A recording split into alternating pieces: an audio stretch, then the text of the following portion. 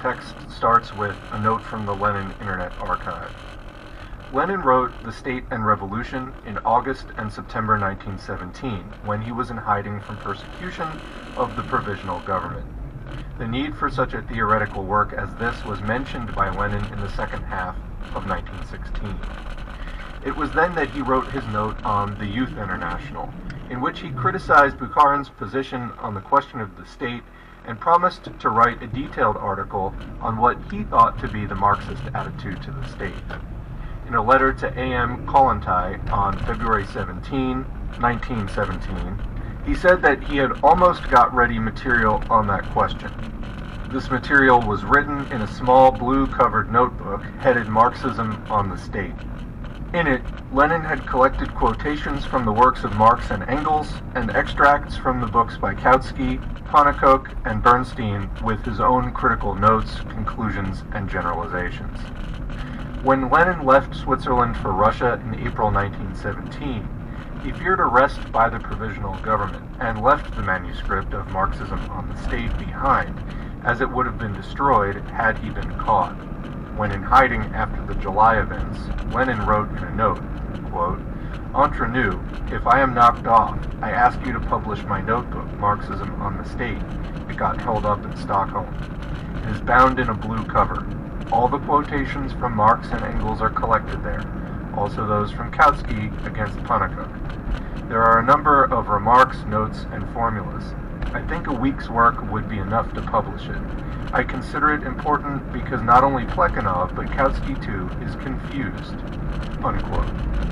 When Lenin received his notebook from Stockholm, he used the material he had collected as a basis for his book, The State and Revolution.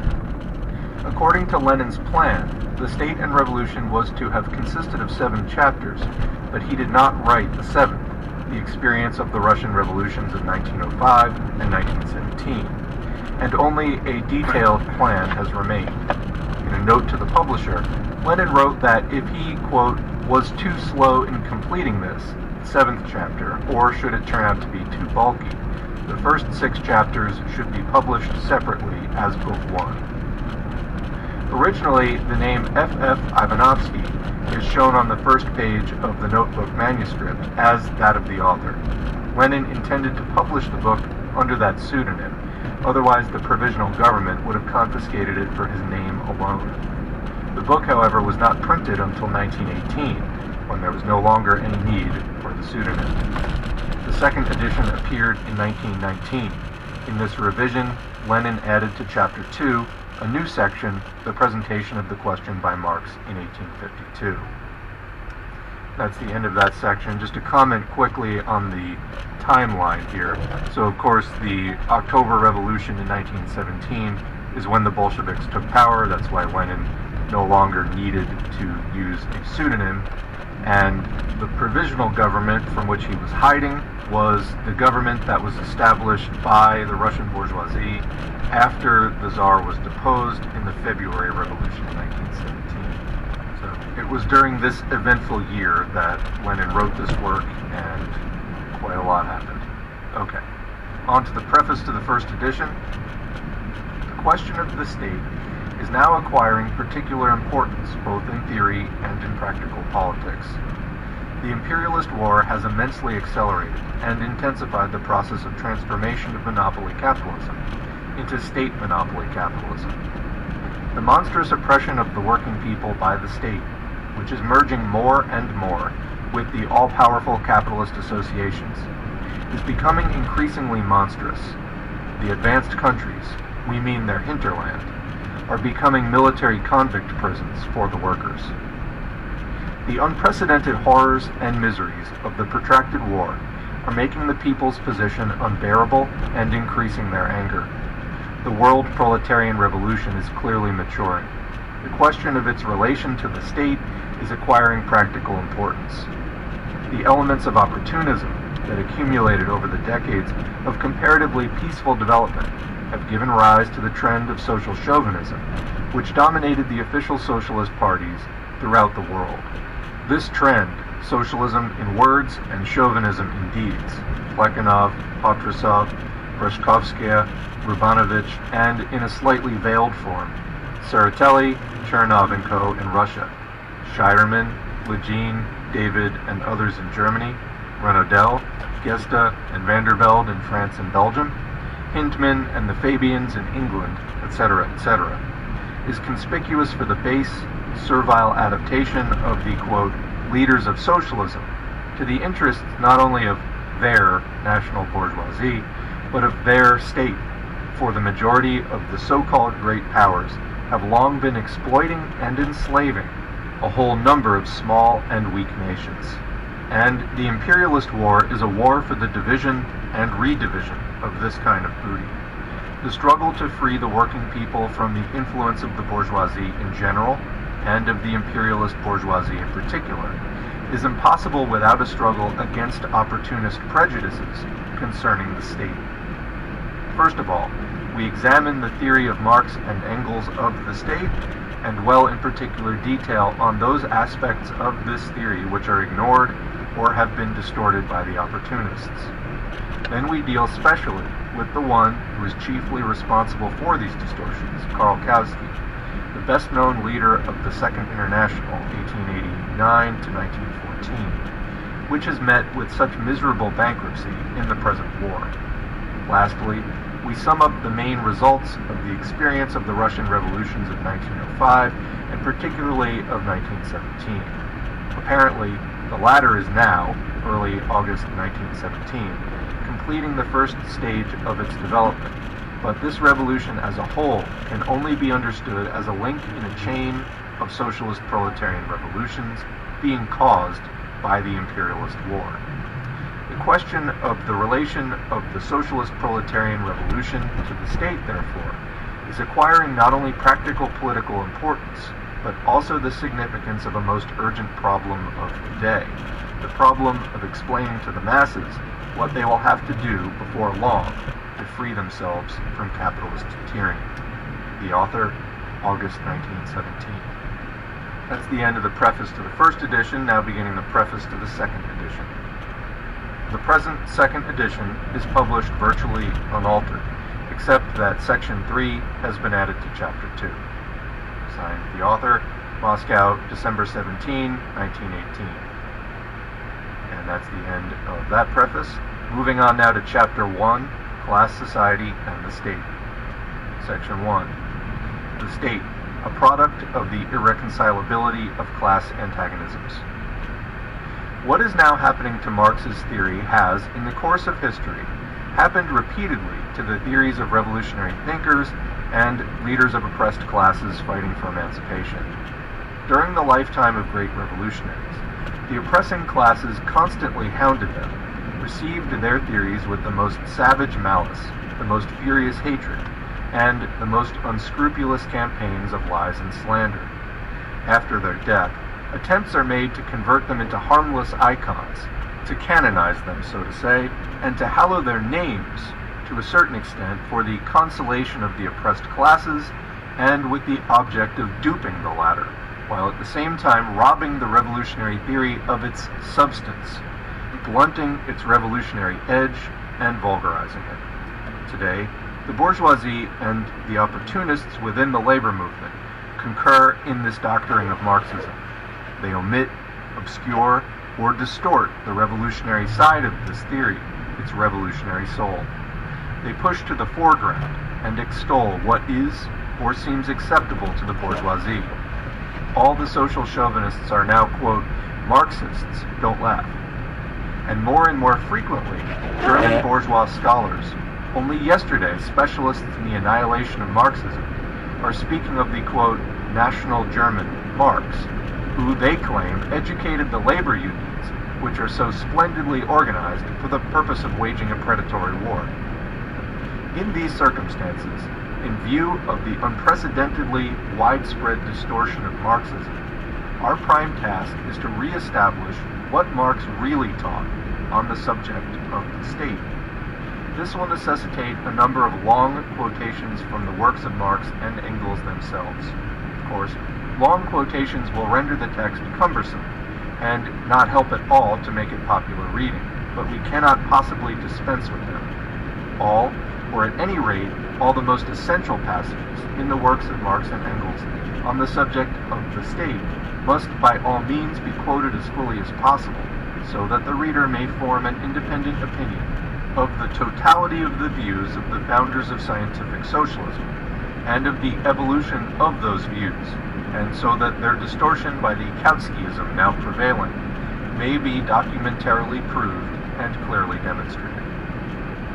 Let us begin with the most popular of Engels' works, The Origin of the Family, Private Property, and the State, the 6th edition of which was published in Stuttgart as far back as 1894. We have to translate the quotations from the German originals, as the Russian translations, while very numerous, are for the most part either incomplete or very unsatisfactory. Summing up his historical analysis, Engels says, quote, "The state is, therefore, by no means a power forced on society from without. Just as little is it the reality of the ethical idea, the image and reality of reason, as Hegel maintains. Rather, it is a product of society at a certain stage of development. It is the admission that this society has become entangled in an insoluble contradiction with itself, that it is split into irreconcilable antagonisms which it is powerless to dispel. But in order that these antagonisms, these classes with conflicting economic interests, might not consume themselves and society in fruitless struggle, it became necessary to have a power, seemingly standing above society, that would alleviate the conflict and keep it within the bounds of order, and this power, arisen out of society but placing itself above it, and alienating itself more and more from it, is the state." Unquote. This expresses with perfect clarity the basic idea of Marxism with regard to the historical role and the meaning of the state. The state is a product and a manifestation of the irreconcilability of class antagonisms. The state arises where, when, and insofar as class antagonism objectively cannot be reconciled. And conversely, the existence of the state proves that the class antagonisms are irreconcilable. It is on this most important and fundamental point that the distortion of Marxism, proceeding along two main lines, begins. On the one hand, the bourgeois, and particularly the petty bourgeois, ideologists, compelled under the weight of indisputable historical facts to admit that the state only exists where there are class antagonisms and a class struggle, quote, correct Marx, in such a way as to make it appear that the state is an organ for the reconciliation of classes. According to Marx, the state could neither have arisen nor maintained itself had it been possible to reconcile classes. From what the petty bourgeois and Philistine professors and publicists say, with quite frequent and benevolent references to Marx, it appears that the state does reconcile classes. According to Marx, the state is an organ of class rule, an organ for the oppression of one class by another. It is the creation of, quote, order, which legalizes and perpetuates this oppression by moderating the conflict between classes.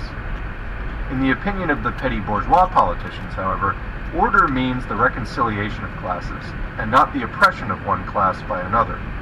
To alleviate the conflict means reconciling classes, and not depriving the oppressed classes of definite means and methods of struggle to overthrow their oppressors. For instance, when, in the Revolution of 1917, the question of the significance and role of the state arose in all its magnitude as a practical question demanding immediate action, and, moreover, action on a mass scale, all the social revolutionaries and Mensheviks descended at once to the petty bourgeois theory that the, quote, state, quote, reconciles classes.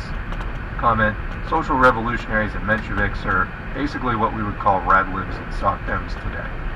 Continuing, innumerable resolutions and articles by politicians of both these parties are thoroughly saturated with this petty bourgeois and Philistine reconciliation theory, that the state is an organ of the rule of a definite class which cannot be reconciled with its antipode, the class opposite to it, is something the petty bourgeois Democrats will never be able to understand.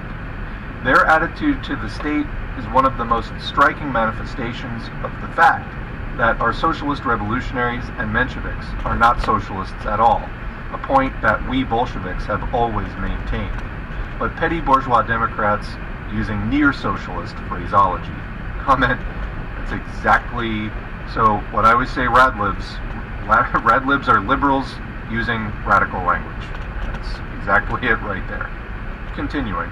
On the other hand, the Kautskyite distortion of Marxism is far more subtle.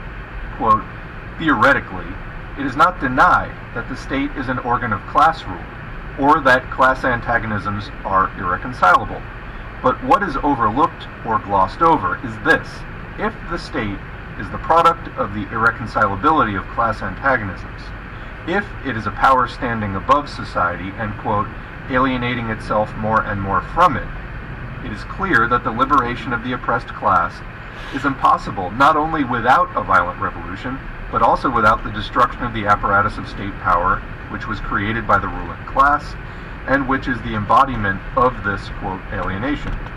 As we shall see later, Marx very explicitly drew this theoretically self-evident conclusion on the strength of a concrete historical analysis of the tasks of the revolution. And, as we shall show in detail further on, it is this conclusion which Kautsky has, quote, forgotten and distorted. Section 2. Special bodies of armed men, prisons, etc.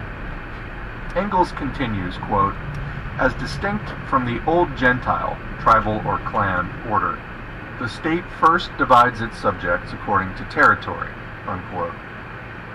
This division seems natural to us, but it costs a prolonged struggle against the old organization, according to generations or tribes. Quote, the second distinguishing feature is the establishment of a public power, which no longer directly coincides with the population organizing itself as an armed force. This special public power is necessary because a self-acting armed organization of the population has become impossible since the split into classes. This public power exists in every state. It consists not merely of armed men, but also of material adjuncts, prisons, and institutions of coercion of all kinds, of which Gentile, clan society knew nothing, unquote. Engels elucidates the concept of the power which is called the state, a power which arose from society but places itself above it and alienates itself more and more from it. What does this power mainly consist of? It consists of special bodies of armed men having prisons, etc. at their command. We are justified in speaking of special bodies of armed men because the public power, which is an attribute of every state, quote, does not directly coincide with the armed population, with its, quote, self-acting armed organization. Like all great revolutionary thinkers, Engels tries to draw the attention of the class-conscious workers to what prevailing Philistinism regards as least worthy of attention, as the most habitual thing, hallowed by prejudices that are not only deep-rooted, but, one might say, petrified. A standing army and police are the chief instruments of state power, but how can it be otherwise? From the viewpoint of the vast majority of Europeans at the end of the 19th century, whom Engels was addressing, and who had not gone through or closely observed a single great revolution, it could not have been otherwise. They could not understand at all what a, quote, self-acting armed organization of the population was. When asked why it became necessary to have special bodies of armed men placed above society and alienating themselves from it, police and a standing army, the West European and Russian Philistines are inclined to utter a few phrases borrowed from Spencer of Mikhailovsky to refer to the growing complexity of social life, the differentiation of functions, and so on. Such a reference seems scientific and effectively lulls the ordinary person to sleep by obscuring the important and basic fact, namely the split of society into irreconcilable antagonistic classes. Were it not for this split, the, quote, self-acting armed organization of the population would differ from the primitive organization of a stick-wielding herd of monkeys, or of primitive men, or of men united in clans by its complexity, its high technical level, and so on. but such an organization would still be possible. It is impossible because civilized society is split into antagonistic and, moreover, irreconcilably antagonistic classes whose self-acting arming would lead to an armed struggle between them. A state arises, a special power is created, special bodies of armed men, and every revolution, by destroying the state apparatus, shows us the naked class struggle, clearly shows us how the ruling class strives to restore the special bodies of armed men which serve it, and how the oppressed class strives to create a new organization of this kind, capable of serving the exploited instead of the exploiters. In the above argument, Engels raises theoretically the very same question which every great revolution raises before us in practice, palpably, and, what is more, on a scale of mass action, namely, the question of the relationship between special bodies of armed men and the self-acting armed organization of the population. We shall see how this question is specifically illustrated by the experience of the European and Russian revolutions. But to return to Engels' exposition, he points out that sometimes, in certain parts of North America, for example, this public power is weak. He has in mind a rare exception in capitalist society, and those parts of North America in its pre-imperialist days where the free colonists predominate, but that, generally speaking, it grows stronger. Quote, "It, the public power, grows stronger, however, in proportion as class antagonisms within the state become more acute, and as adjacent states become larger and more populous. We have only to look at our present-day Europe, where class struggle and rivalry and conquest have tuned up the public power to such a pitch that it threatens to swallow the whole of society and even the state." Unquote. This was written not later than the early 90s of the last century, Engels' last preface being dated June 16, 1891. The turn toward imperialism, meaning the complete domination of the trusts, the omnipotence of the big banks, a grand-scale colonial policy, and so forth, was only just beginning in France, and was even weaker in North America and in Germany. Since then, rivalry and conquest has taken a gigantic stride, all the more because by the beginning of the second decade of the 20th century, the world had been completely divided up among these rivals in conquest, i.e. among the predatory great powers. Since then, military and naval armaments have grown fantastically, and the predatory war of 1914 to 17, for the domination of the world by Britain or Germany, for the division of the spoils, has brought the swallowing of all forces of society by the rapacious state power close to complete catastrophe. Engels could, as early as 1891, point to rivalry and conquest as one of the most important distinguishing features of the foreign policy of the great powers, while the social chauvinist scoundrels have, ever since 1914, when this rivalry, many times intensified, gave rise to an imperialist war, been covering up the defense of the predatory interests of, quote, their own bourgeoisie, with phrases about, quote, defense of the fatherland, defense of the republic and the revolution, etc.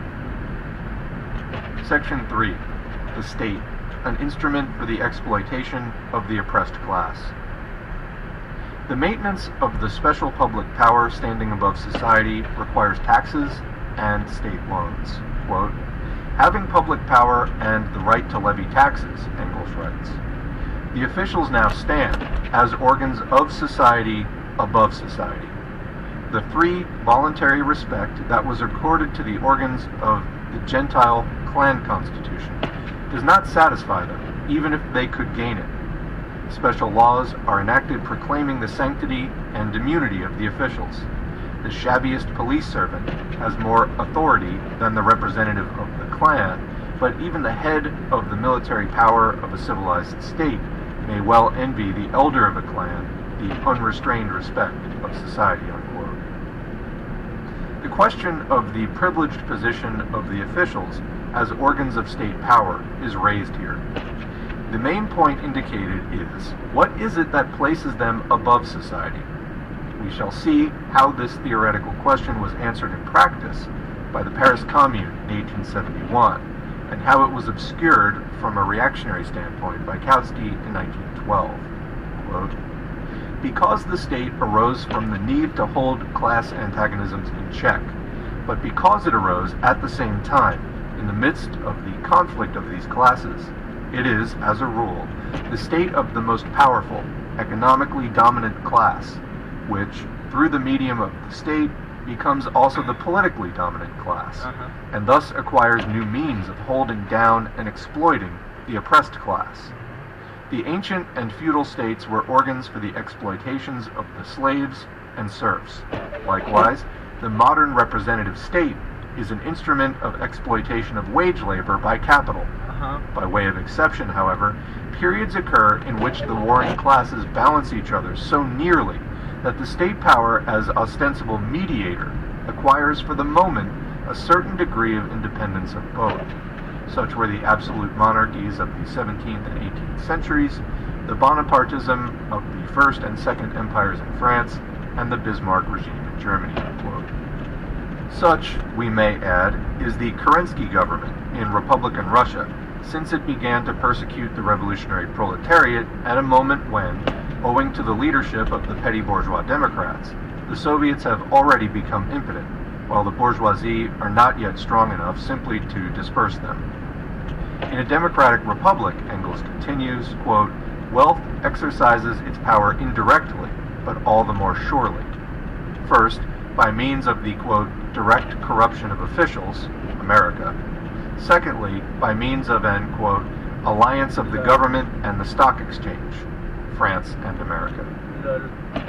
At present, imperialism and the domination of the banks have, quote, developed into an exceptional art both these methods of upholding and giving effect to the omnipotence of wealth in democratic republics of all descriptions.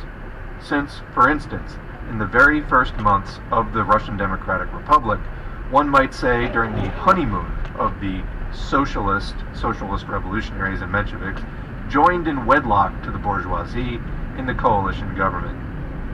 Quick comment, if you'd like to know more about this, I recently, in April 2021, posted a series of 3 texts by Lenin concerning basically the events of the 2 revolutions, the February Revolution and the October Revolution in 1917. Their titles are War and Revolution, Lessons of the Revolution, and The Crisis Has Matured. There's also a Stalin text, October Revolution and the Tactics of the Russian Communists, posted soon thereafter. And in these texts you can get a pretty good idea of the treachery of the Mensheviks and socialist revolutionaries, who basically, although those 2 groups, not the Bolsheviks, dominated the Soviets, they refused in a revolutionary moment to take power, instead basically just joining with the bourgeoisie. Continuing. Mr. Palczynski obstructed every measure intended for curbing the capitalists and their marauding practices, their plundering of the state by means of war contracts, and since later on Mr. Palczynski, upon resigning from the cabinet and being of course replaced by another quite similar Palczynski, was rewarded by the capitalists with a lucrative job with a salary of 120,000 rubles per annum. What would you call that? Direct or indirect bribery? An alliance of the government and the syndicates, or merely friendly relations? What role do the Chernovs, Tseretellis, Avksentyevs, and Skobalevs play? Are they the direct or only the indirect allies of the millionaire treasury looters? Another reason why the omnipotence of wealth is more certain in a democratic republic is that it does not depend on defects in the political machinery or on the faulty political shell of capitalism. A democratic republic is the best possible shell for capitalism, and therefore, once capital has gained possession of this very best shell, through the Palczynskis, Chernovs, Tseretellis, and co., it establishes its power so securely, so firmly, that no change of persons, institutions, or parties in the bourgeois democratic republic can shake it. Comment sound familiar? We must also note that Engels is most explicit in calling universal suffrage as well an instrument of bourgeois rule. Universal suffrage, he says, obviously taking account of the long experience of German social democracy, is, quote, the gauge of the maturity of the working class. It cannot and never will be anything more in the present-day state." Unquote. The petty bourgeois Democrats, such as our socialist revolutionaries and Mensheviks, and also their twin brothers, all the social chauvinists and opportunists of Western Europe, expect just this more from universal suffrage. They themselves share and instill into the minds of the people the false notion that universal suffrage in the present-day state is really capable of revealing the will of the majority of the working people and of securing its realization. Here, we can only indicate this false notion, only point out that Engels' perfectly clear statement is distorted at every step in the propaganda and agitation of the official, i.e. opportunist, socialist parties. A detailed exposure of the utter falsity of this notion, which Engels brushes aside here, is given in our further account of the views of Marx and Engels on the present-day state. Engels gives a general summary of his views in the most popular of his works in the following words, quote, "The state, then, has not existed from all eternity. There have been some societies that did without it, that had no idea of the state and state power. At a certain stage of economic development, which was necessarily bound up with the split of society into classes, the state became a necessity owing to this split. We are now rapidly approaching a stage in the development of production at which the existence of these classes not only will have ceased to be a necessity, but will become a positive hindrance to production. They will fall as they rose at an earlier stage. Along with them, the state will inevitably fall. Society, which will reorganize production on the basis of a free and equal association of the producers, will put the whole machinery of the state where it will then belong, into a museum of antiquities, by the side of the spinning wheel and the bronze axe." Unquote. We do not often come across this passage in the propaganda and agitation literature of the present-day Social Democrats. Even when we do come across it, it is mostly quoted in the same manner as one bows before an icon, i.e., it is done to show official respect for Engels, but no attempt is made to gauge the breadth and depth of the revolution that this relegating of, quote, "the whole machinery of state to a museum of antiquities" implies. In most cases, we do not even find an understanding of what Engels calls the state machine. Section 4. The withering away of the state and violent revolution. Engels' words regarding the, quote, "withering away" of the state are so widely known they are often quoted, and so clearly reveal the essence of the customary adaptation of Marxism to opportunism that we must deal with them in detail.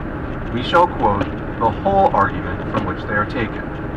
Quote, "The proletariat seizes from state power and turns the means of production into state property to begin with. But thereby it abolishes itself as the proletariat, abolishes all class distinctions and class antagonisms, and abolishes also the state as state. Society thus far, operating amid class antagonisms, needed the state, that is, an organization of the particular exploiting class, for the maintenance of its external conditions of production, and therefore especially for the purpose of forcibly keeping the exploited class in the conditions of oppression determined by the given mode of production, slavery, serfdom or bondage, wage labor. The state was the official representative of society as a whole, its concentration in a visible corporation. But it was this only insofar as it was the state of that class which itself represented, for its own time, society as a whole. In ancient times, the state of slave-owning citizens. In the Middle Ages, of the feudal nobility.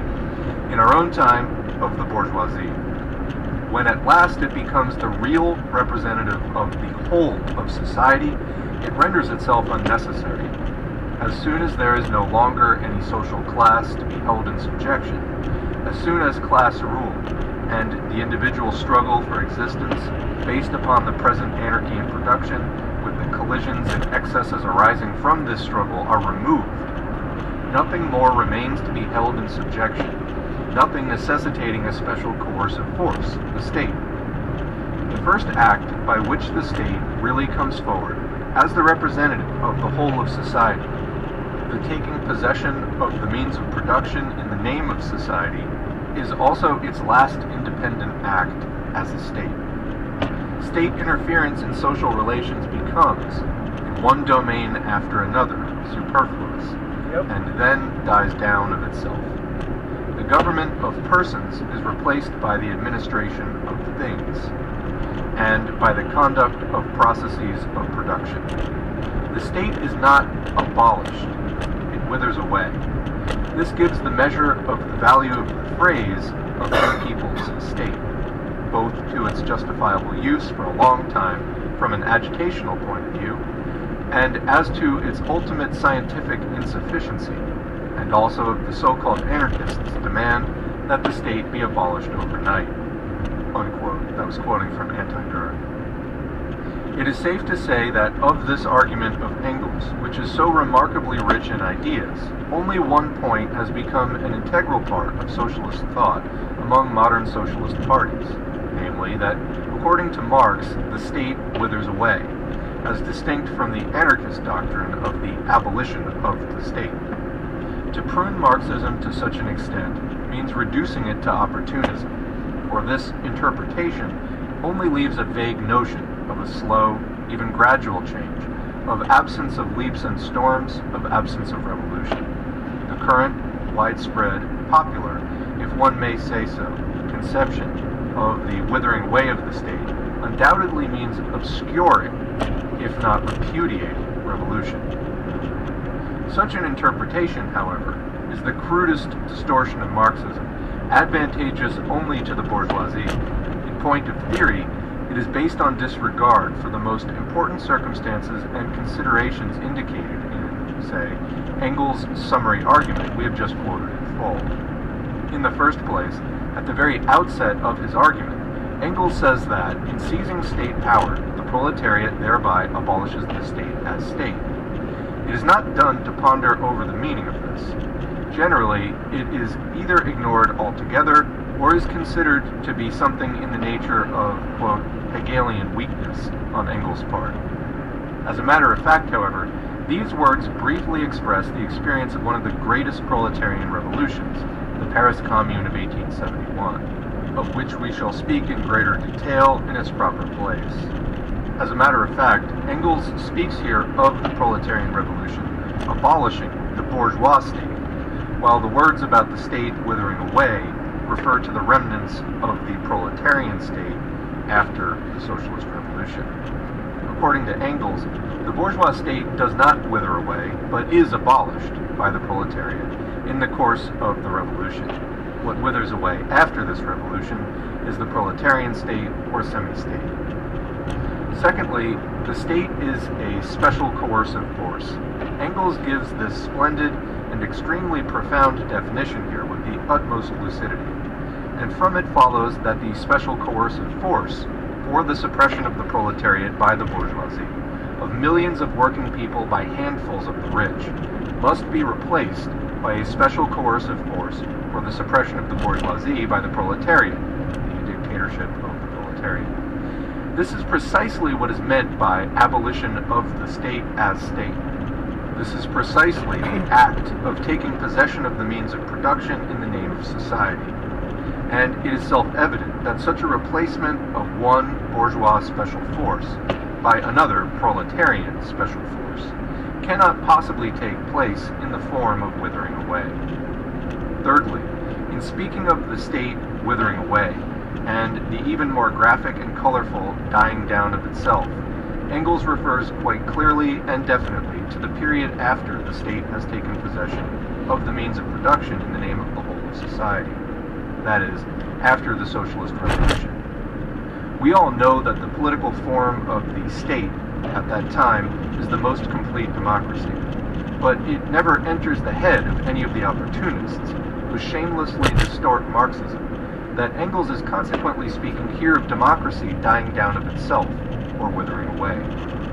This seems very strange at first sight, but it is incomprehensible only to those who have not thought about democracy also being a state and consequently also disappearing when the state disappears. Revolution alone can abolish the bourgeois state. The state in general, i.e. the most complete democracy, can only wither away. Fourthly, after formulating his famous proposition that the state withers away, Engels at once explains specifically that this proposition is directed against both the opportunists and the anarchists. In doing this, Engels puts in the forefront that conclusion, drawn from the proposition that the state withers away, which is directed against the opportunists. One can wager that out of every 10,000 persons who have read or heard about the withering away of the state, 9,990 are completely unaware or do not remember that Engels directed his conclusions from that proposition not against anarchists alone, and of the remaining 10, probably 9 do not know the meaning of a free people's state, or why an attack on this slogan means an attack on opportunists. This is how history is written. This is how a great revolutionary teaching is imperceptibly falsified and adapted to prevailing Philistinism. The conclusion directed against the anarchists has been repeated thousands of times, has been vulgarized, and rammed into people's heads in the shallowest form, and has acquired the strength of a prejudice, whereas the conclusion directed against the opportunists has been obscured and forgotten. The Free People's State was a program demand and a catchword current among the German Social Democrats in the 1870s. This catchword is devoid of all political content, except that it describes the concept of democracy in a pompous Philistine fashion, insofar as it hinted in a legally permissible manner at a democratic republic. Engels was prepared to, quote, justify its use, quote, for a time, from an agitational point of view. But it was an opportunist catchword, for it amounted to something more than prettifying bourgeois democracy, and was also failure to understand the socialist criticism of the state in general. We are in favor of a democratic republic as the best form of state for the proletariat under capitalism, but we have no right to forget that wage slavery is the lot of the people, even in the most democratic bourgeois republic. Furthermore, every state is a, quote, special force for the suppression of the oppressed class. Consequently, every state is not free and not a people's state. Marx and Engels explained this repeatedly to their party comrades in the 70s. Fifthly, the same work of Engels, whose arguments about the withering away of the state everyone remembers, also contains an argument of the significance of violent revolution. Engels' historical analysis of its role becomes a veritable panegyric on violent revolution. This, quote, no one remembers. It is not done in modern socialist parties to talk or even think about the significance of this idea, and it plays no part whatsoever in their daily propaganda and agitation among the people. Yet, it is inseparably bound up with the withering away of the state into one harmonious whole. Here is Engels' argument, quote, that force, however, plays yet another role, other than that of a diabolical power, in history, a revolutionary role, that, in the words of Marx, it is the midwife of every old society, which is pregnant with a new one, that it is the instrument with which social movement forces its way through and shatters the dead, fossilized political forms. Of this, there is not a word in Herr Düring. It is only with sighs and groans that he admits the possibility that force will perhaps be necessary for the overthrow of an economy based on exploitation. Unfortunately, because all use of force demoralizes, he says, the person who uses it. And this in Germany, where a violent collision, which may after all be forced on the people, would at least have the advantage of wiping out the servility which has penetrated the nation's mentality following the humiliation of the 30 Years' War. And this person's mode of thought, dull, insipid, and impotent, presumes to impose itself on the most revolutionary party that history has ever known, unquote. How can this panegyric on violent revolution, which Engels insistently brought to the attention of the German Social Democrats between 1878 and 1894, i.e. right up to the time of his death, be combined with the theory of the withering away of the state to form a single theory?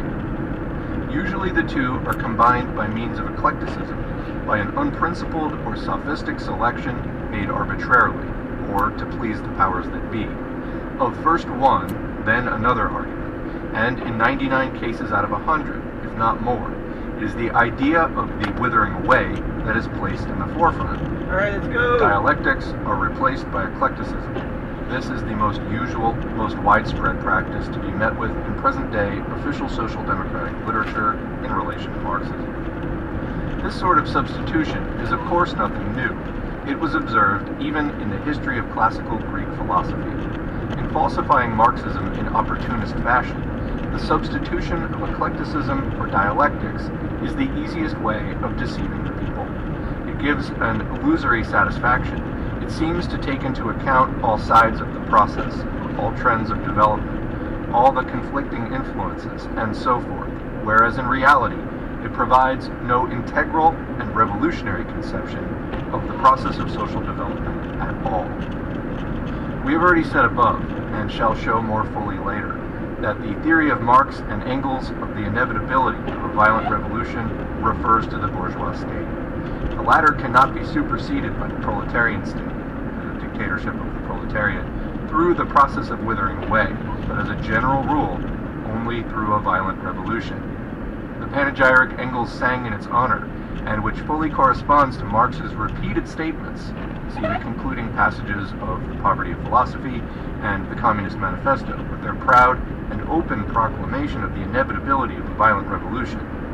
See what Marx wrote nearly 30 years later, in criticizing the Gotha program of 1875, when he mercilessly castigated the opportunist character of that program. This panegyric is by no means a mere impulse, a mere declamation, or a polemical sally. The necessity of systematically imbuing the masses with this, and precisely this view of violent revolution, lies at the root of the entire theory of Marx and Engels.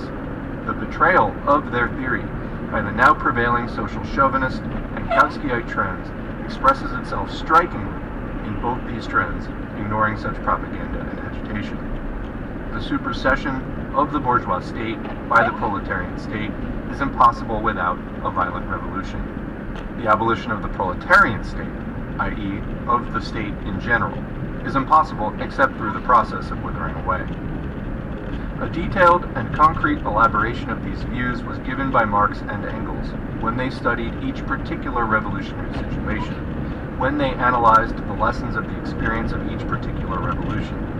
We shall now pass to this, undoubtedly the most important part of their theory. That's the end of chapter 1. I'd just like to comment briefly.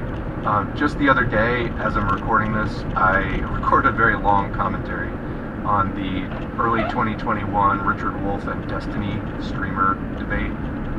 And this is more or less what I was saying about Richard Wolff. We can build a lot of co-ops and eventually capitalism will just go away. That's directly what Lenin is speaking against here. Every time I've ever heard Richard Wolff in particular pinned down, whether it was in that conversation or his appearance on Fox News or any time he gets asked about, but hey, you say that you're a Marxist, that means you want, some kind of force to be used against the bourgeoisie. And whenever he is asked that directly, he always denies it. He always says, no, we're talking about change of systems and we can just, phase it out. Anyway, that, to me, at least, is exactly what Lenin is talking about. If you have another view, leave a comment. Okay, continuing on to Chapter 2, the experience of 1848 to 1851, Section 1, the eve of revolution. The first works of mature Marxism, The Poverty of Philosophy and the Communist Manifesto, appeared just on the eve of the revolution of 1848. For this reason, in addition to presenting the general principles of Marxism, they reflect to a certain degree the concrete revolutionary situation of the time. It will therefore be more expedient, perhaps, to examine what the authors of these works said about the state immediately before they drew conclusions from the experience of the years 1848 to 1851. In The Poverty of Philosophy, Marx wrote, quote, "The working class, in the course of development, will substitute for the old bourgeois society an association which will preclude classes and their antagonism, and there will be no more political power groups, since the political power is precisely the official expression of class antagonism in bourgeois society."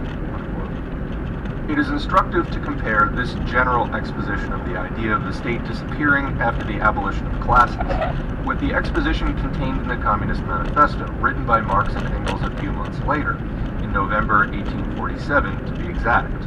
Quote, "In depicting the most general phases of the development of the proletariat, we traced the more or less veiled civil war, raging within existing society up to the point where that war breaks out into open revolution, and where the violent overthrow of the bourgeoisie lays the foundation for the sway of the proletariat." Quoting again, "We have seen above that the first step in the revolution by the working class is to raise the proletariat to the position of the ruling class to win the battle of democracy." Quoting again, "The proletariat will use its political supremacy to wrest, by degree, all capital from the bourgeoisie, to centralize all instruments of production in the hands of the state, i.e., of the proletariat organized as the ruling class, and to increase the total productive forces as rapidly as possible." Unquote. Here we have a formulation of one of the most remarkable and most important ideas in Marxism on the subject of the state, namely, the idea of the dictatorship of the proletariat, as Marx and Engels began to call it after the Paris Commune, and also a highly interesting definition of the state, which is also one of the forgotten words of Marxism, quote, "the state, i.e. the proletariat organized as the ruling class." This definition of the state has never been explained in the prevailing propaganda and agitation literature of the official social democratic parties. More than that, it has been deliberately ignored, for it is absolutely irreconcilable with reformism, and is a slap in the face for the common opportunist prejudices and Philistine illusions about the, quote, "peaceful development of democracy." The proletariat needs the state. This is repeated by all the opportunists, social chauvinists, and Kautskyites, who assure us that this is what Marx taught, but they, quote, "forget to add that, in the first place, according to Marx, the proletariat needs only a state which is withering away, i.e. a state so constituted that it begins to wither away immediately, and cannot but wither away. And secondly, the working people need a, quote, state, i.e. the proletariat organized as the ruling class. The state is a special organization of force. It is an organization of violence for the suppression of some class. What class must the proletariat suppress? Naturally, only the exploiting class, i.e. the bourgeoisie. The working people need the state only to suppress the resistance of the exploiters, and only the proletariat can direct this suppression, can carry it out. For the proletariat is the only class that is consistently revolutionary, the only class that can unite all the working and exploited people in the struggle against the bourgeoisie, in completely removing it. The exploited classes need political rule to maintain exploitation, i.e., in the selfish interests of an insignificant minority against the vast majority of all people. The exploited classes need political rule in order to completely abolish all exploitation, i.e., in the interests of the vast majority of the people, and against the insignificant minority consisting of the modern slave owners, the landowners, and capitalists. The petty bourgeois Democrats, those sham socialists, who replaced the class struggle by dreams of class harmony, even pictured the socialist transformation in a dreamy fashion, not as the overthrow of the rule of the exploiting class, but as the peaceful submission of the minority to the majority, which has become aware of its aims. This petty bourgeois utopia, which is inseparable from the idea of the state being above classes, led in practice to the betrayal of the interests of the working classes, as was shown, for example, by the history of the French revolutions of 1848 and 1871, and by the experience of, quote, socialist participation in bourgeois cabinets in Britain, France, Italy, and other countries at the turn of the century. All his life, Marx fought against this petty bourgeois socialism, now revived in Russia by the Socialist Revolutionary and Menshevik parties. He developed his theory of the class struggle consistently, down to the theory of political power, of the state. The overthrow of bourgeois rule can be accomplished only by the proletariat, the particular class whose economic conditions of existence prepare it for this task, and provide it with the possibility and the power to perform it. While the bourgeoisie break up and disintegrate the peasantry and all the petty bourgeois groups, they weld together, unite, and organize the proletariat.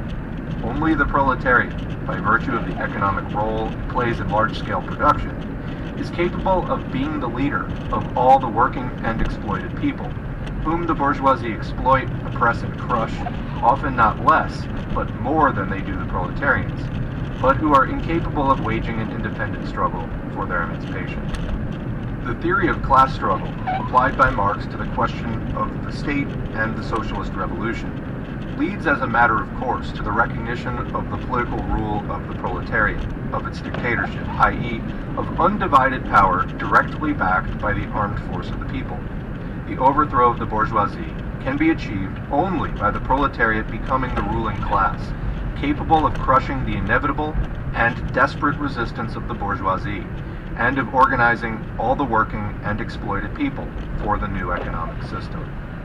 The proletariat needs state power, a centralized organization of force, an organization of violence, both to crush the resistance of the exploiters and to lead the enormous mass of the population, the peasants, the petty bourgeoisie, and semi-proletarians, in the work of organizing a socialist economy. By educating the Workers' Party, Marxism educates the vanguard of the proletariat, capable of assuming power and leading the whole people to socialism, of directing and organizing the new system, of being the teacher, the guide, the leader of all the working and exploited people in organizing their social life without the bourgeoisie and against the bourgeoisie. By contrast, the opportunism now prevailing trains the members of the Workers' Party to be the representatives of the better paid workers, who lose touch with the masses, get along fairly well under capitalism, and sell their birthright for a massive pottage, i.e., renounce their role as revolutionary leaders of the people against the bourgeoisie. Marx's theory of, quote, the state, i.e. the proletariat organized as the ruling class, is inseparably bound up with the whole of his doctrine of the revolutionary role of the proletariat in history. The culmination of this rule is the proletarian dictatorship, the political rule of the proletariat. But since the proletariat needs the state as a special form of organization of violence against the bourgeoisie, the following conclusion suggests itself. Is it conceivable that such an organization can be created without first abolishing, destroying the state machine created by the bourgeoisie for themselves? The Communist Manifesto leads straight to this conclusion, and it is of this conclusion that Marx speaks when summing up the experience of the Revolution of 1848 to 1851. Section 1, moving on to Section 2, the Revolution summed up. Marx sums up his conclusions from the Revolution of 1848 to 51 on the subject of the state we are concerned with, in the following argument contained in the 18th Brumaire of Louis Bonaparte, quote, "But the revolution is thoroughgoing. It is still journeying through purgatory. It does its work methodically. By December 2, 1851, the day of Louis Bonaparte's coup d'etat, it had completed one half of its preparatory work. It is now completing the other half. First, it perfected the parliamentary power in order to be able to overthrow it. Now that it has attained this, it is perfecting the executive power, reducing it to its purest expression, isolating it, setting it up against itself as the sole object, in order to concentrate all its forces of destruction against it. And when it has done this second half of its preliminary work, Europe will leap from its seat and exultantly exclaim, 'Well grubbed, old mole.'" Quoting again, "This executive power, with its enormous bureaucratic and military organization, with its vast and ingenious state machinery, with a host of officials numbering 500,000, besides an army of another 500,000, this appalling parasitic body, which enmeshes the body of French society and chokes all its pores, sprang up in the days of the absolute monarchy, with the decay of the feudal system which it helped to hasten. The first French Revolution developed centralization, but at the same time it increased the extent, the attributes, and the number of agents of governmental power. Napoleon completed this state machinery. The legitimate monarchy and the July monarchy added nothing but a greater division of labor." Quoting again, "Finally, in its struggle against the revolution, the parliamentary republic found itself compelled to strengthen, along with repressive measures, the resources and centralization of governmental power. All revolutions perfected this machine instead of smashing it. The parties that contended in turn for domination regarded the possession of this huge state edifice as the principal spoils of the victor." Unquote. In this remarkable argument, Marxism takes a tremendous step forward compared with the Communist Manifesto. In the latter, the question of the state is still treated in an extremely abstract manner, in the most general terms and expressions. In the above-quoted passage, the question is treated in a concrete manner, and the conclusion is extremely precise, definite, practical, and palpable. All previous revolutions perfected the state machine, whereas it must be broken, smashed. This conclusion is the chief and fundamental point in the Marxist theory of the state, and it is precisely this fundamental point which has been completely ignored by the dominant official social democratic parties, and indeed distorted, as we shall see later, by the foremost theoretician of the Second International, Kautsky. The Communist Manifesto gives a general summary of history, which compels us to regard the state as the organ of class rule, and leads us to the inevitable conclusion that the proletariat cannot overthrow the bourgeoisie without first winning political power, without attaining political supremacy, without transforming the state into the proletariat organized as the ruling class, and that this proletarian state will begin to wither away immediately after its victory, because the state is unnecessary, and cannot exist in a society in which there are no class antagonisms. The question as to how, from the point of view of historical development, the replacement of the bourgeois by the proletarian state is to take place, is not raised here. This is the question Marx raises and answers in 1852. True to his philosophy of dialectical materialism, Marx takes as his basis the historical experience of the great years of revolution, 1848 to 1851. Here, as everywhere else, his theory is a summing up of experience, illuminated by a profound philosophical conception of the world and a rich knowledge of history. The problem of the state is put specifically. How did the bourgeois state, the state machine necessary for the rule of the bourgeoisie, come into being historically? What changes did it undergo? What evolution did it perform in the course of bourgeois revolutions, and in the face of the independent actions of the oppressed classes? What are the tasks of the proletariat in relation to this state machine? The centralized state power that is peculiar to bourgeois society came into being in the period of the fall of absolutism. Two institutions most characteristic of this state machine are the bureaucracy and the standing army. In their works, Marx and Engels repeatedly show that the bourgeoisie are connected with these institutions by thousands of threads. Every worker's experience illustrates this connection in an extremely graphic and impressive manner. From its own bitter experience, the working class learns to recognize this connection. That is why it so easily grasps and so firmly learns the doctrine which shows the inevitability of this connection, a doctrine which the petty bourgeois Democrats either ignorantly and flippantly deny, or still more flippantly admit in general, while forgetting to draw appropriate practical conclusions.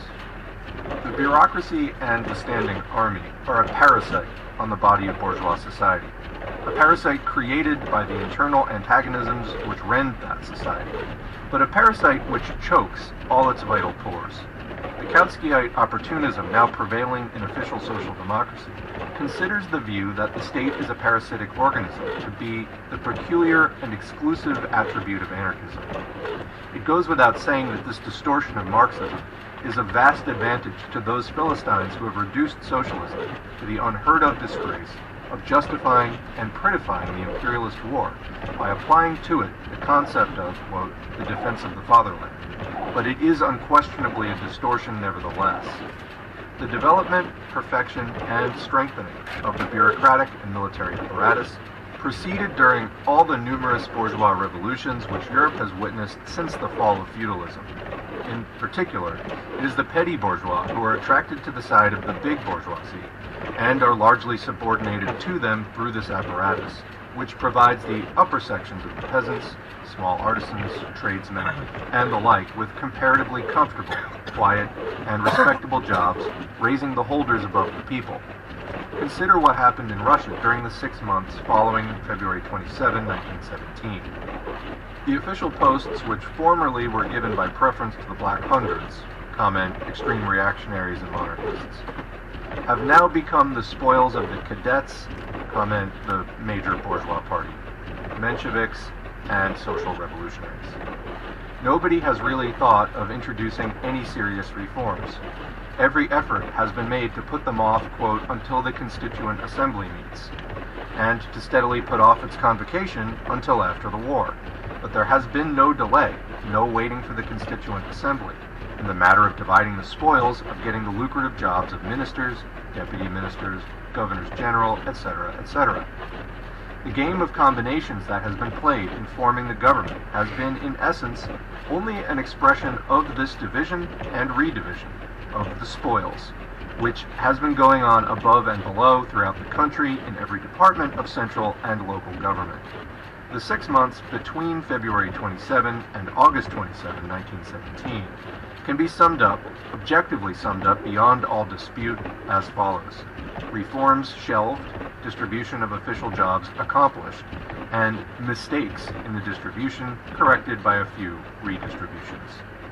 But the more the bureaucratic apparatus is, quote, redistributed among the various bourgeois and petty bourgeois parties, among the cadets, socialist revolutionaries, and Mensheviks in the case of Russia, the more keenly aware the oppressed classes, and the proletariat at their head, become of their irreconcilable hostility to the whole of bourgeois society. Hence the need for all bourgeois parties, even for the most democratic and, quote, revolutionary democratic among them, to intensify repressive measures against the revolutionary proletariat, to strengthen the apparatus of coercion, i.e. the state machine. This course of events compels the revolution, quote, to concentrate all its forces of destruction against the state power, and to set itself the aim not of improving the state machine, but of smashing and destroying it. It was not logical reasoning, but actual developments, the actual experience of 1848 to 51, that led to the matter being presented in this way, the extent to which Marx held strictly to the solid ground of historical experience can be seen from the fact that in 1852 he did not yet specifically raise the question of what was to take the place of the state machine to be destroyed. Experience had not yet provided material for dealing with this question, which history placed on the agenda later on in 1871. Comment the Paris Commune. In 1852, all that could be established with the accuracy of scientific observation was that the proletarian revolution had approached the task of concentrating all its forces of destruction against the state power, of smashing the state machine. Here the question may arise, is it correct to generalize the experience, observations, and conclusions of Marx, to apply them to a field that is wider than the history of France during the 3 years 1848 to 51? Before proceeding to deal with this question, let us recall a remark made by Engels, and then examine the facts. In his introduction to the third edition of the 18th Brumaire, Engels wrote, quote, France is the country where, more than anywhere else, the historical class struggles were each time fought out to a finish, and where, consequently, the changing political forms within which they move, and in which their results are summarized, have been stamped in the sharpest outlines. The center of feudalism in the Middle Ages, the model country since the Renaissance of a unified monarchy based on social estates, France demolished feudalism in the Great Revolution. The rule of the bourgeoisie in a classical purity unequaled by any other European land, and the struggle of the upward-striving proletariat against the ruling bourgeoisie appeared here in an acute form unknown elsewhere, unquote. The last remark is out of date insomuch as since 1871 there has been a lull in the revolutionary struggle of the French proletariat, although, long as this lull may be, it does not at all preclude the possibility that in the coming proletarian revolution, France may show herself to be the classic country of the class struggle to a finish. Let us, however, cast a general glance over the history of the advanced countries at the turn of the century. We shall see that the same process went on more slowly, in more varied forms, in a much wider field. On the one hand, the development of parliamentary power, both in the Republican countries, France, America, Switzerland, and in the monarchies, Britain, Germany to a certain extent, Italy, the Scandinavian countries, etc. On the other hand, a struggle for power among the various bourgeois and petty bourgeois parties, which distributed and redistributed the spoils of office, with the foundations of bourgeois society unchanged. And, lastly, the perfection and consolidation of the executive power, of its bureaucratic and military apparatus. There is not the slightest doubt that these features are common to the whole of the modern evolution of all capitalist states in general. In the last 3 years, 1848 to 51, France displayed in a swift, sharp, concentrated form the very same processes of development which are peculiar to the whole capitalist world.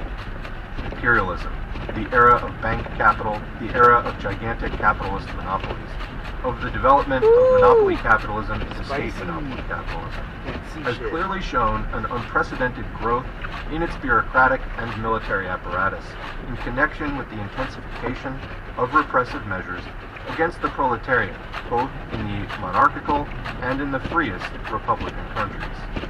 World history is now undoubtedly leading, on an incomparably larger scale than in 1852, to the concentration of all forces of the proletarian revolution, and the destruction of the state machine.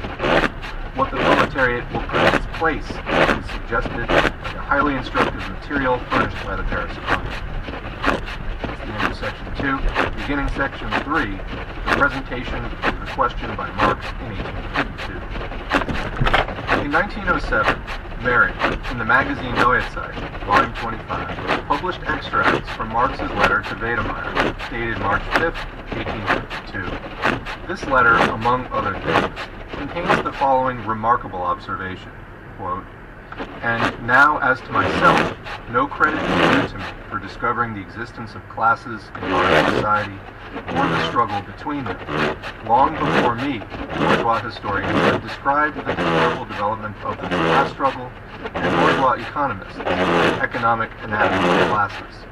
What I did that was new was to prove, 1, that the existence of classes is only bound up with the particular historical phases in the development of production, 2, that the class struggle necessarily leads to the dictatorship of the proletariat, 3, that this dictatorship itself only constitutes the transition to the abolition of all classes and to a classless society."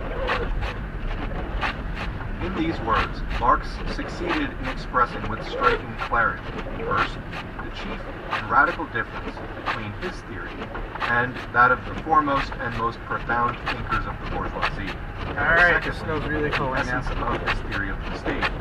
It is often said and written that the main point of Marx's theory is the class struggle, but this is wrong. And this wrong notion very often results in an opportunist distortion of Marxism and its falsification in a spirit acceptable to the bourgeoisie. For the theory of the class struggle was created not by Marx, but by the bourgeoisie before Marx, and, generally speaking, it is acceptable to the bourgeoisie. Those who recognize only the class struggle are not yet Marxists. They may be found to be still within the bounds of bourgeois thinking and bourgeois politics.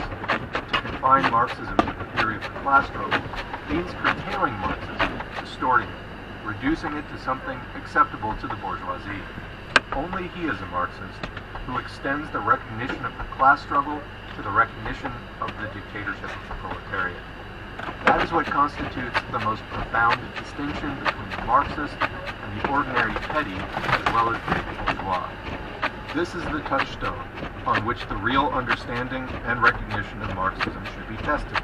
And it is not surprising that when the history of Europe brought the working class face to face with this question as a practical issue, not only all the opportunists and reformists, but all the Kautskyites, people who vacillate between reformism and Marxism, proved to be miserable Philistines and petty bourgeois Democrats, repudiating the dictatorship of the proletariat. Kautsky's pamphlet, The Dictatorship of the Proletariat, published in August of 1918, long after the first edition of the present book, is a perfect example of petty bourgeois distortion of Marxism and base renunciation of it in deeds. while hypocritically recognizing it in words. See my pamphlet, The Proletarian Revolution and the Renegade Kautsky. Opportunism today, as represented by its principal spokesman, the ex-Marxist Karl Kautsky, fits in completely with Marx's characterization of the bourgeois position quoted above. But this opportunism limits recognition of the class struggle to the sphere of bourgeois relations. Within this sphere, within its framework, not a single educated liberal will refuse to recognize the class struggle in principle. Opportunism does not extend recognition of the class struggle to the cardinal point, the period of transition from capitalism to communism, of the overthrow and the complete abolition of the bourgeois state. In reality, this period inevitably is a period of an unprecedentedly violent class struggle in unprecedentedly acute forms. Consequently, during this period, the state must inevitably be a state in a democratic and new way, for the proletariat and the property-less animal, and dictatorial in a new way against the bourgeoisie. Further, the essence of Marx's theory of the state has been mastered only by those who realize that the dictatorship of the class is necessary not only for every class society, Oh man, it's bad. It's bad. also for the entire historical period which separates capitalism from the classless society from communism. Bourgeois states are most varied in form. Their essence is the same. All these states, whatever their form, in the final analysis, are inevitably the dictatorship of the bourgeoisie. Transition from capitalism to communism is certainly bound to yield a tremendous abundance and variety of political forms, but the essence will inevitably be the same, the dictatorship of the proletariat. That's chapter 2, now beginning chapter 3, experience of the Paris Commune in 1874, Marx's analysis. Section 1. What made the communards' attempt heroic? It is well known that in the autumn of 1870, a few months before the Commune, Marx warned the Paris workers that any attempt to overthrow the government would be the folly of despair. But when, in March 1871, a decisive battle was forced upon the workers, and they accepted it, when the uprising had become a fact, Marx greeted the proletarian revolution with the greatest enthusiasm, in spite of unfavorable auguries. Marx did not persist in the pedantic attitude of condemning an, quote, untimely movement, as did the ill-famed Russian renegade from Marxism, Plekhanov, who in November 1905 wrote encouragingly about the workers' and peasants' struggle, but after December 1905, comment the First Russian Revolution, cried, liberal fashion, quote, they should not have taken up arms. Marx, however, was not only enthusiastic about the heroism of the communards, who, as he expressed it, quote, stormed heaven. Comment, the communards are the people who Paris Commune. Although the mass revolutionary movement did not achieve its aim, he regarded it as a historic experience of enormous importance, as a certain advance of the world proletarian revolution, as a practical step that was more important than hundreds of programs and arguments. Marx endeavored to analyze this experiment, to draw tactical lessons from it, and to re-examine his theory in the light of it. The only, quote, correction Marx thought it necessary to make to the Communist Manifesto, he made on the basis of the revolutionary experience of the Paris Commune. The last preface to the new German edition of the Communist Manifesto, signed by both its authors, is dated June 24, 1872. In this preface, the authors, Karl Marx and Friedrich Engels, say that the program of the Communist Manifesto, quote, has in some details become out of date, and they go on to say, quote, one thing especially was proved by the Commune, viz., that the working class cannot simply lay hold of the ready-made state machinery and wield it for its own purposes, unquote. The authors took the words that are in single quotation marks in this passage from Marx's book, The Civil War in France. Thus, Marx and Engels regarded one principal and fundamental lesson of the Paris Commune as being of such enormous importance that they introduced it as an important correction into the Communist Manifesto. Most characteristically, it is this important correction that has been distorted by the opportunists. Comment, I had this very conversation with people on Twitter last year. Oh man. Definitely still going on to this day. Hush. Continuing. And its meaning probably is not known to 9/10, if not 99/100 of the readers of the Communist Manifesto. We shall deal with this distortion more fully farther on, in a chapter devoted specially to distortions. Here it will be sufficient to note that the current vulgar, quote, interpretation of Marx's famous statement just quoted is that Marx here allegedly emphasizes the idea of slow development, in contradistinction to the seizure of power, and so on. As a matter of fact, the exact opposite is the case. Marx's idea is that the working class must break up, smash the, quote, ready-made state machinery, and not confine itself merely to laying hold of it. On April 12, 1871, i.e. just at the time of the Commune, Marx wrote to Kugelmann, quote, "If you look up the last chapter of my 18th Brumaire, you will find that I declare that the next attempt of the French Revolution will be no longer, as before, to transfer the bureaucratic military machine from one hand to another, but to smash it. And this is the precondition for every real people's revolution on the continent.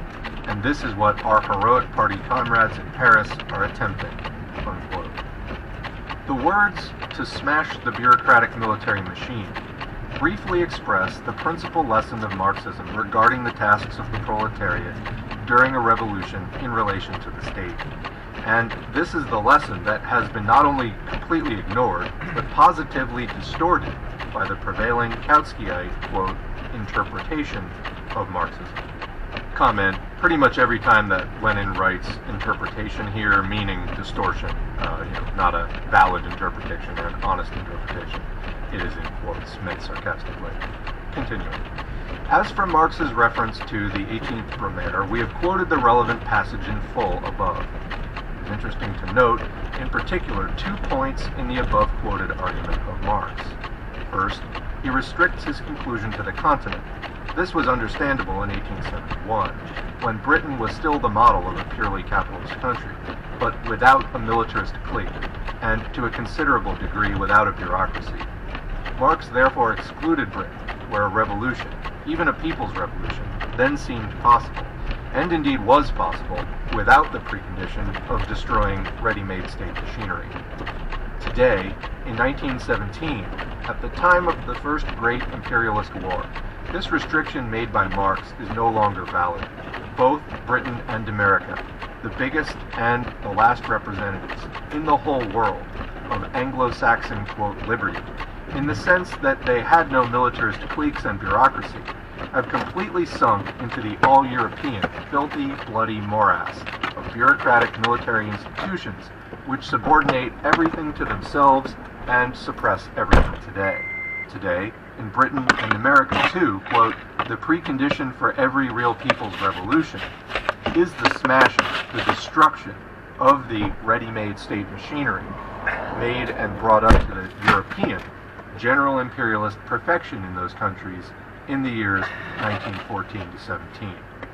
Comment. So Lenin is saying here that World War I, 1914 to 1917, is what made all the advanced capitalist countries into this form of bureaucratic military institutions with the full standing army, etc. Now, I say sometimes that it's my prediction that the United States will be the last country on earth to go socialist, in part because pretty much the entire global imperialist system has put all of its eggs in this basket. The U.S. is that standing army that does all the heavy lifting for global imperialism. How is the proletariat of the United States to try to smash the massive military-industrial complex? I think it might take the entire world to do that. I mean, maybe it won't, and the sooner it comes down, the better. The sooner we can have peace, because they're really just there to enforce equality, as the dictatorship of the international imperialist bourgeoisie. And one other point before moving on, Lenin talks here about the sort of old-school capitalists who ruled Britain before the establishment of this new military bureaucratic machine. If you go through U.S. history, you can hear various warnings against the standing army from capitalists and slaveholders, like, you know, the bourgeoisie of their day. But it's just capitalism had not evolved to the state yet. So you'll see reactionaries and people who aren't socialists, don't have, you know, class consciousness, etc., referencing some of these things. It's like, well, you know, George Washington warned against the standing army, and, you know, okay, that doesn't mean we should adopt the politics of George Washington, however, which are hopelessly out of date and don't apply to our class situation. Anyway, that's a conversation for another time. Continuing. Secondly, particular attention should be paid to Marx's extremely profound remark that the destruction of the bureaucratic military state machine is, quote, the precondition for every real people's revolution. The idea of a people's revolution seems strange coming from Marx, so that the Russian Plekhanovites and Mensheviks, those followers of Struve who wish to be regarded as Marxists, might possibly declare such an expression to be a slip of the pen on Marx's part. They have reduced Marxism to such a state of wretchedly liberal distortion that nothing exists for them beyond the antithesis between bourgeois revolution and proletarian revolution, and even this antithesis they interpret in an utterly lifeless way. If we take the revolutions of the 20th century as examples, we shall of course have to admit that the Portuguese and the Turkish revolutions are both bourgeois revolutions. Neither of them, however, is a people's revolution, since in neither does the mass of the people, their vast majority, come out actively, independently, with their own economic and political demands to any noticeable degree. By contrast, although the Russian bourgeois revolution in 1905-07 displayed no such brilliant successes as at time fell to the Portuguese and Turkish revolutions, it was undoubtedly a, quote, real people's revolution, since the mass of the people, their majority, the very lowest social groups, crushed by oppression and exploitation, rose independently and stamped on the entire course of the revolution the imprint of their own demands, their attempt to build in their own way a new society in place of the old society that was being destroyed.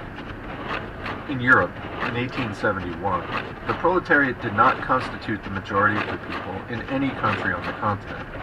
A, quote, people's revolution, one actually sweeping the majority into its stream, could be such only if it embraced both the proletariat and the peasants. These two classes then constituted the people. These two classes are united by the fact that the bureaucratic military state machine oppresses, crushes, exploits them. To smash this machine, to break it up, is truly in the interest of the people, of their majority, of the workers and most of the peasants. Is the precondition for a free alliance of the poor peasant and the proletarians, whereas without such an alliance, democracy is unstable, and socialist transformation is impossible. As is well known, the Paris Commune was actually working its way towards such an alliance, although it did not reach its goal owing to a number of circumstances, internal and external. Consequently, in speaking of a real people's revolution, Marx, without in the least discounting the special features of the petty bourgeois, he spoke a great deal about them, and often, took strict account of the actual balance of class forces in most of the continental countries of Europe in 1871. On the other hand, he stated that the smashing of the state machine was required by the interests of both the workers and the peasants, that it united them, that it placed before them the common task of removing the parasite and of replacing it by something new. By what exactly? End of section 1. On to section 2. What is to replace the smashed state machine? In 1847, in the Communist Manifesto, Marx's answer to this question was as yet a purely abstract one. To be exact, it was an answer that indicated the tasks, but not the ways of accomplishing them.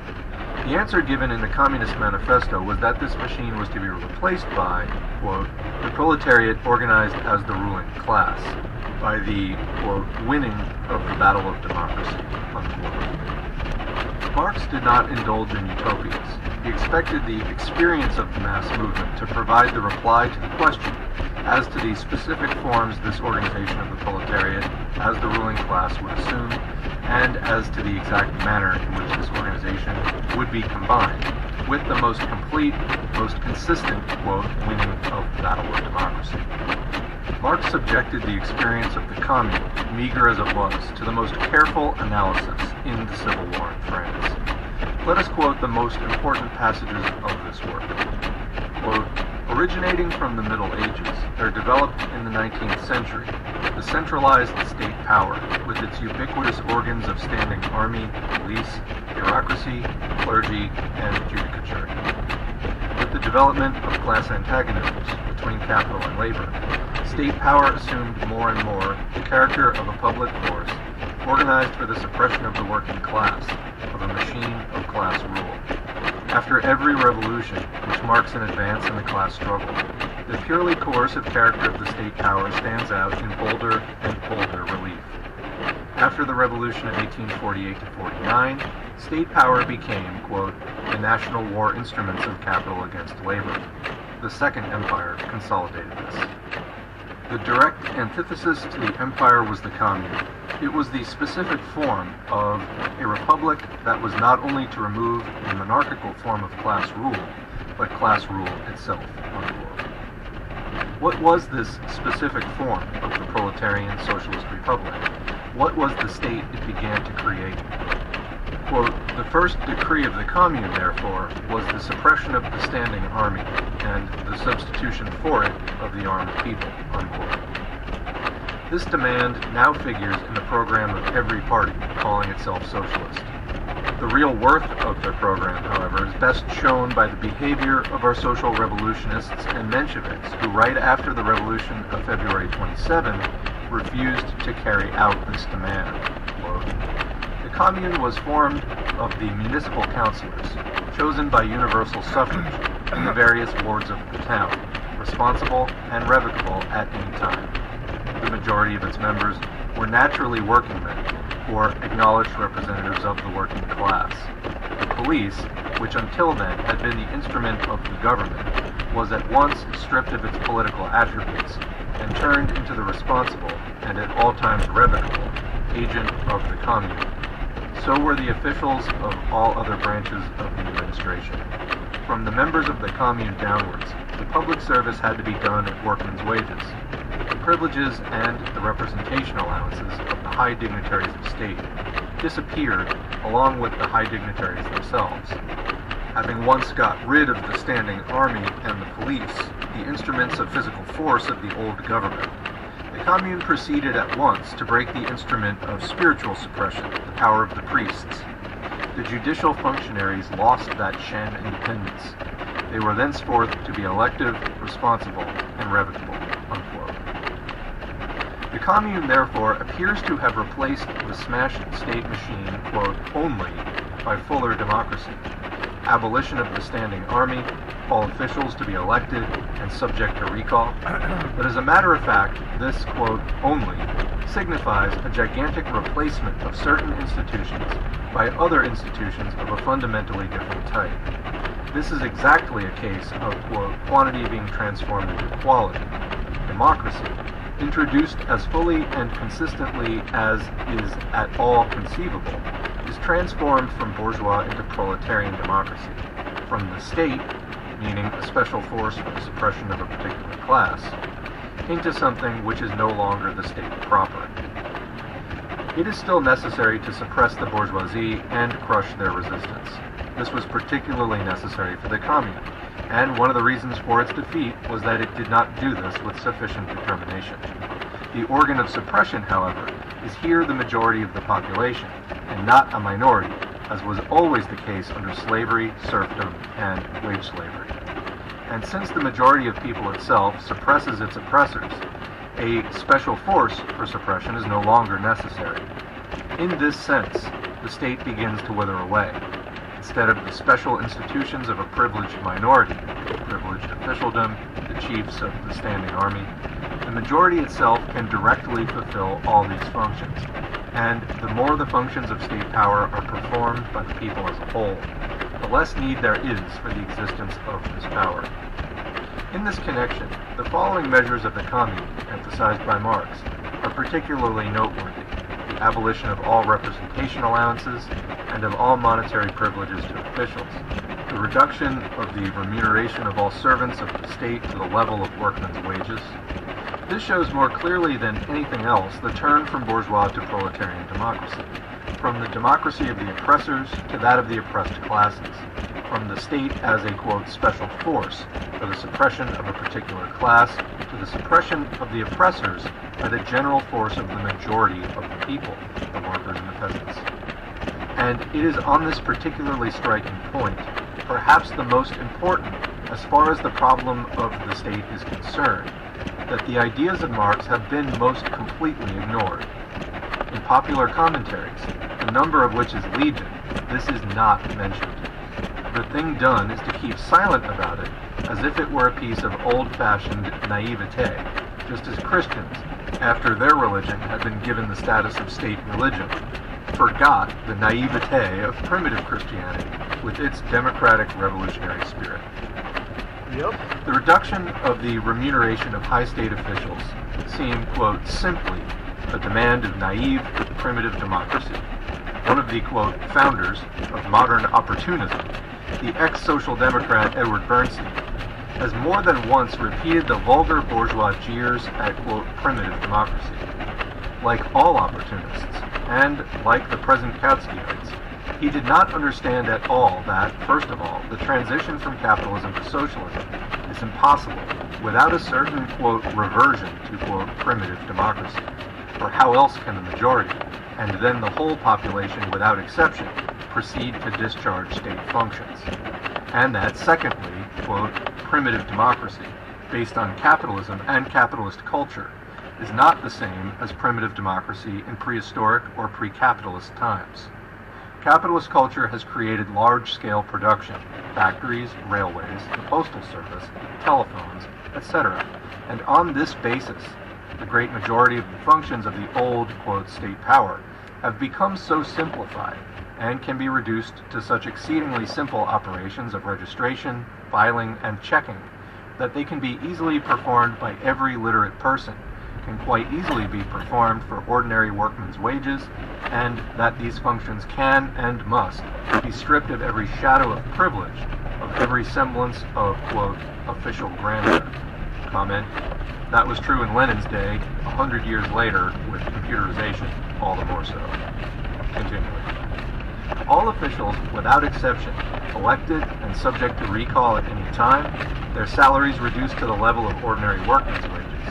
These simple and, quote, self-evident democratic measures, while completely uniting the interests of the workers and the majority of the peasants, at the same time serve as a bridge leading from capitalism to socialism. These measures concern the reorganization of the state, the purely political reorganization of society, but of course, they acquire their full meaning and significance only in connection with the, quote, expropriation of the expropriators, either being accomplished or in preparation, i.e. with the transformation of capitalist private ownership of the means of production into social ownership. Quote, the Commune, Marx wrote, made the catchword of all bourgeois revolutions, cheap government, a reality by abolishing the two greatest sources of expenditure, the army and the official. Unquote. From the peasants, as from other sections of the petty bourgeoisie, only an insignificant few rise to the top or get on in the world in the bourgeois sense, i.e. become either well-to-do, bourgeois, or officials in secure and privileged positions. In every capitalist country where there are peasants, as there are in most capitalist countries, the vast majority of them are oppressed by the government and long for its overthrow, long for, quote, cheap government. This can be achieved only by the proletariat. By achieving it, the proletariat at the same time takes a step towards the socialist reorganization of the state. End of section 2, beginning of section 3, abolition of parliamentarism. Quote, the Commune, Marx wrote, was to be a working, not a parliamentary body, executive and legislative at the same time. Quote, instead of deciding once in 3 or 6 years which member of the ruling class was to represent and repress the people in Parliament, universal suffrage was to serve the people constituted in communes, as individual suffrage serves every other employer in the search for workers, foremen and accountants for his business, unquote. Owing to the prevalence of social chauvinism and opportunism, this remarkable criticism of parliamentarism, made in 1871, also belongs now to the, quote, forgotten words of Marxism. The professional cabinet ministers and parliamentarians, the traitors to the proletariat, and the, quote, practical socialists of our day, have left all criticism of parliamentarism to the anarchists, and on this wonderfully reasonable ground, they denounce all criticism of parliamentarism as, quote, anarchism. It is not surprising that the proletariat of the, quote, advanced parliamentary countries, disgusted with such, quote, socialists as the Scheidemans, Davids, Legines, Sembats, Renaudels, Hendersons, Vanderveldes, Staunings, Brantings, Casalatis, and company, has been with increasing frequency giving its sympathies to anarcho-syndicalism, despite of the fact that the latter is merely the twin brother of opportunism. For Marx, however, revolutionary dialectics was never the empty fashionable phrase, the toy rattle, which Plekhanov, Kautsky, and others have made of it. Marx knew how to break with anarchism ruthlessly, or its inability to make use even of the pigsty of bourgeois parliamentarism, especially when the situation was obviously not revolutionary. But at the same time, he knew how to subject parliamentarism to genuinely revolutionary proletarian criticism. To decide once every few years which members of the ruling class is to repress and crush the people through parliament. This is the real essence of bourgeois parliamentarism, not only in parliamentary constitutional monarchies, but also in the most democratic republics. But if we deal with the question of the state, and if we consider parliamentarism as one of the institutions of the state, from the point of view of the tasks of the proletariat in this field, what is the way out of parliamentarism? How can it be dispensed with? Once again, we must say, the lessons of Marx, based on the study of the Commune, have been so completely forgotten that the present-day, quote, social democrat, i.e. present-day traitor and socialist, really cannot understand any criticism of parliamentarism other than anarchist or reactionary criticism. The way out of parliamentarism is not, of course, the abolition of representative institutions and the elective principle, but the conversion of the representative institutions from talking shops to working bodies. Quote, the Commune was supposed to be a working, not a parliamentary body, executive and legislative at the same time. A working, not a parliamentary body. This is a blow straight from the shoulder at the present-day parliamentarian country, from America to Switzerland, from France to Britain, Norway, and so forth. In these countries, the real business of state is performed behind the scenes and is carried on by the departments, chancelleries, and general staffs. Parliament is given up to talk for the special purpose of fooling the common people. Wow, this is spot on, actually, especially for 100 years. Continuing, this is so true that even in the Russian Republic, the bourgeois democratic republic, all these sins of parliamentarism came out at once, even before it managed to set up a real parliament. The heroes of rotten Philistinism, such as the Skovalevs and Tseretellis, the Chernovs and Absentievs, have even succeeded in polluting the Soviets after the fashion of the most disgusting bourgeois parliamentarism, and converting them into mere talking shops. In the Soviets, the, quote, socialist ministers are fooling the credulous rustics with praise-mongering and resolutions. In the government itself, a sort of permanent shuffle is going on, in order that, on the one hand, as many socialist revolutionaries and Mensheviks as possible may in turn get near the pie, the lucrative and honorable posts, and that, on the other hand, the attention of the people may be engaged. Meanwhile, the chancelleries and army staffs do the business of state. Dielo Naroda, the organ of the ruling Socialist Revolutionary Party, recently admitted in a leading article, with the matchless frankness of people of, quote, good society, in which all are engaged in political prostitution, that even in the ministries headed by the socialists who saved the mark, the whole bureaucratic apparatus is in fact unchanged, is working in the old way, and quite freely sabotaging revolutionary measures.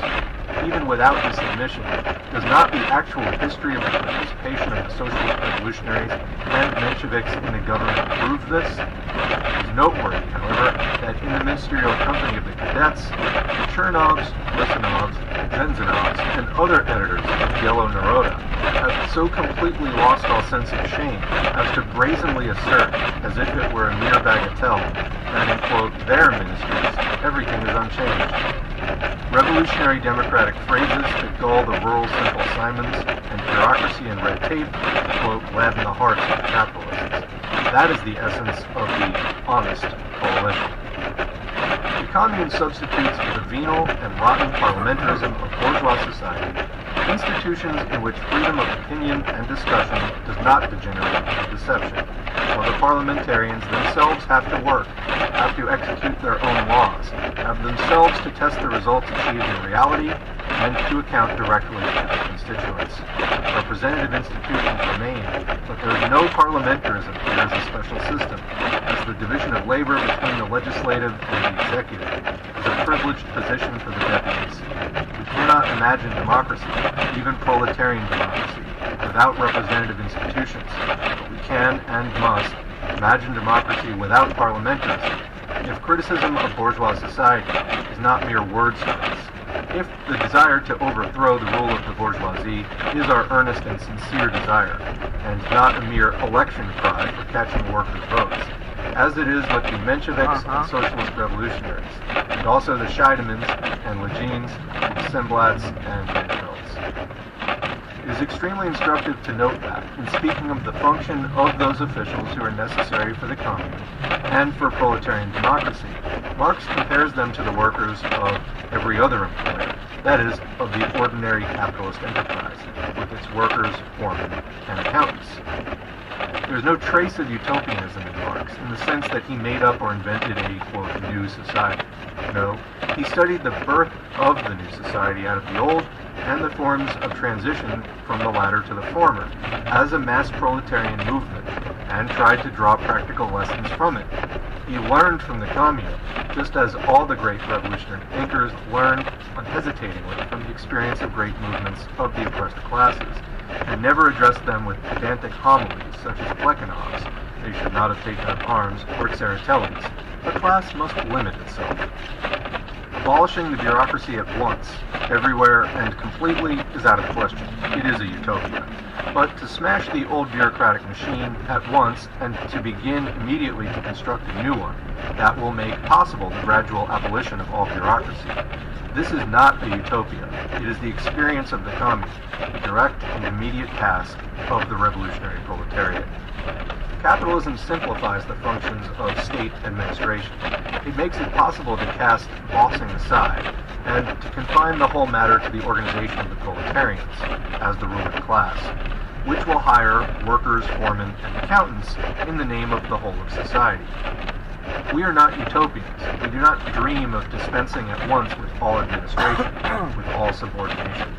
These anarchist dreams, based upon incomprehension of the tasks of the proletarian dictatorship, are totally alien to Marxism, and, as a matter of fact, serve only to postpone the socialist revolution until people are different. No, we want the socialist revolution with people as they are now, with people who cannot dispense with subordination, control, and foremen and accountants. The subordination